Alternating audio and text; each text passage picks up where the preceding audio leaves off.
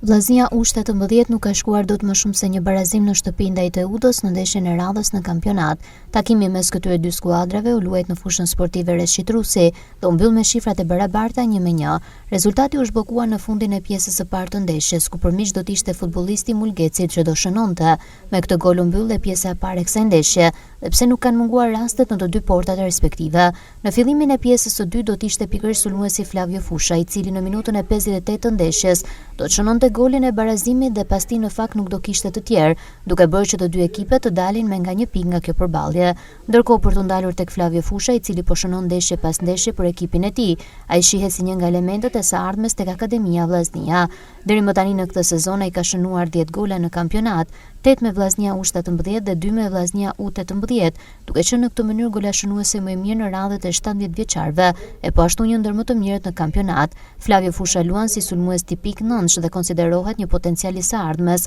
ku edhe një herë tjetër tregohet për punën e mirë që bëhet tek Akademia Vllaznia, që në vite ka furnizuar jo vetëm ekipin e parë kuqe blu, por pothuajse të gjithë Shqipërinë me elementë që kanë spikatur në superiore dhe jo vetëm.